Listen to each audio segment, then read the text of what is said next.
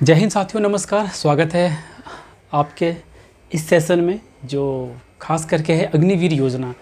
तो जैसे आपको पता है कि अग्निवीर योजना भारत ने अभी लॉन्च किया था, जिसके तहत 17 साल से 21 साल के युवाओं को फ़ौज में नौकरी दी जानी थी और जो 4 साल की अवधि थी उसके लिए नौकरी देने जानी थी। तो इसमें समस्या क्या है? एक्चुअली समस्या क्या है कि पहले की जो नौकरी थी उसके बाद से पेंशन भी मिला करता था। इसमें क्या है, 4 साल नौकरी मिलने के बाद से आपको बोल दे रिटायर कर दिया जाएगा और एक अमाउंट जो 17.5 लाख का है वो दे के आपको कहा जाएगा कि एक सर्टिफिकेट के साथ कि आप अब जाइए, हमारे तरफ से फ्री हैं और आप मार्केट में और सारी अब आपके लिए जो प्राइवेट सेक्टर की जॉब है या और भी सारी जो जॉब हैं उनको आप कर सकते हैं या कुछ अपने बिजनेस स्टार्ट कर सकते हैं। इसको लेके आपको अच्छे तरीके से याद होगा कि कई राज्यों में भारत के हिंसक प्रदर्शन भी हुए थे, नॉर्मल प्रदर्शन भी हुए थे कि युवाओं का कहना है कि 4 साल के बाद फिर तो वही वाली बात हो जाएगी, फिर से 4 साल के बाद से वही बेरोज़गार वाली समस्या फिर से मार्केट में रहेगी।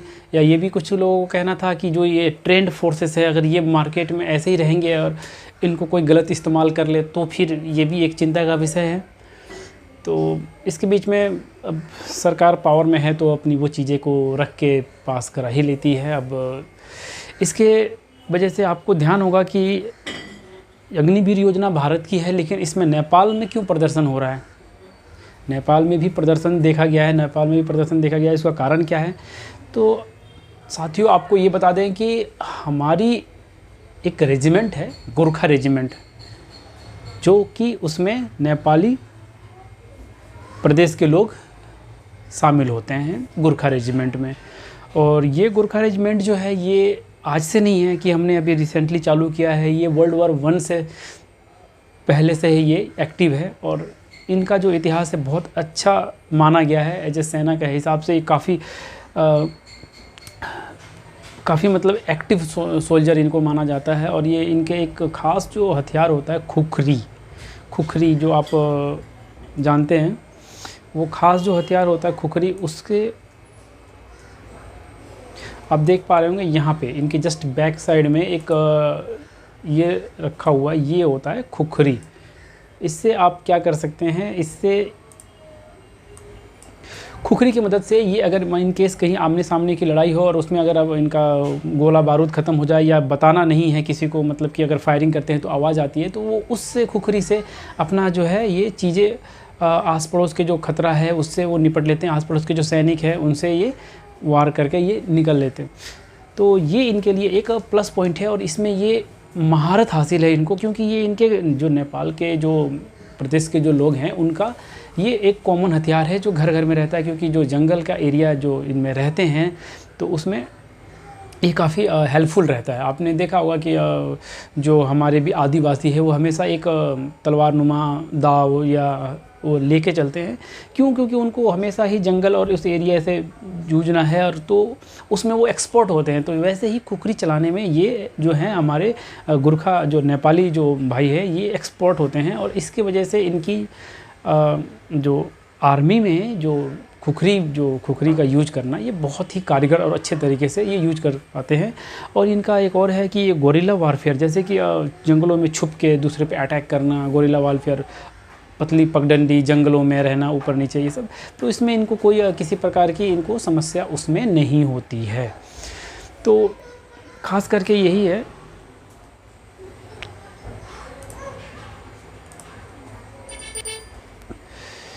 तो देखें ये आज तक की जो न्यूज़ है इसमें क्या इन्होंने छापा है। मंगलवार 23 अगस्त को इस मामले में नेपाल के प्रधानमंत्री शेर बहादुर देउबा ने विदेशी मंत्री नारायण खड़का और विदेशी मामलों पर अपने सलाहकार के साथ मीटिंग की।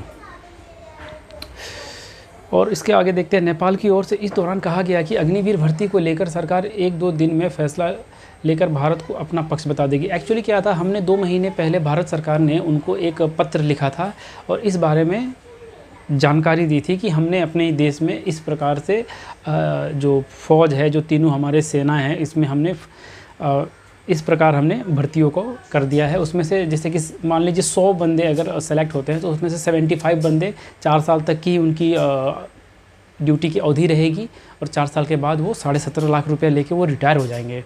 और उसके बाद से जो 25% लोग रहेंगे, जो 25 लोग रहेंगे, तो वो एज ए जैसे अभी करंट में जो सेना चल रही है अपनी एक लॉन्ग टाइम सर्विस करके उसके बाद से ही वो रिटायर होंगे, उनको फुल फ्लेज जो रिटायरमेंट की सर्विसेज जो मिलती हैं वो इसी प्रकार मिलती रहेंगी, ठीक है ना।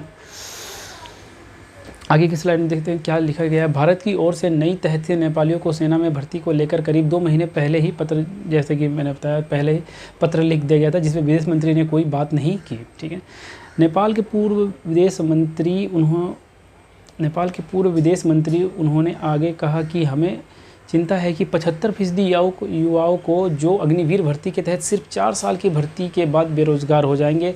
यही सेम सवाल हमारे भारत में भी उठा था। इसको लेके कई जगह प्रदर्शन हुए थे, कई राज्यों में, तो बिहार में जैसे कि हिंसक प्रदर्शन भी हुए थे जो देखने को मिला था। गुरखा रेजिमेंट कब से है? ये एक्चुअली 1947 से पहले भी भारतीय सेना में मतलब पहले भी जब ब्रिटिश सेना थी तो उसमें उस समय से ये काम कर रहे हैं ब्रिटिश सेना के लिए। जैसे हमारा आज़ाद हिंद फौज सुभाष चंद्र बोस जी का, तो वो भी ब्रिटिश सेना के समय से ही हमने वर्ल्ड वार के भी हमने लड़ा, जो वो आज़ाद हिंद फौज जो सुभाष चंद्र बोस जी ने जो जिसका गठन किया था वो उससे हमने वार किया, ठीक है ना, लड़ा है हमने दूसरा विश्व युद्ध।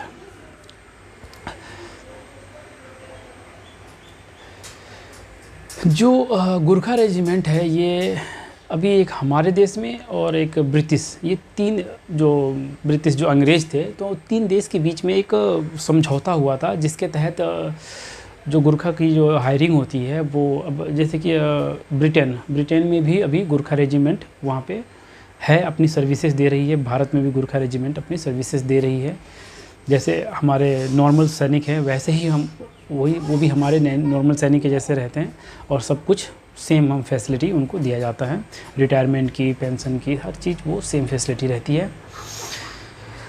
हाँ, जो सरकार कह रही है कि अग्निवीर योजना के तहत नौकरी को छोटा कार्यकाल और पेंशन न होने के मुद्दे को लेकर नेपाल के अधिकारी भारतीय आर्मी चीफ से के सामने अपनी बात रखेंगे। जो मीटिंग होने वाली है उसमें वो अपनी बात रखेंगे।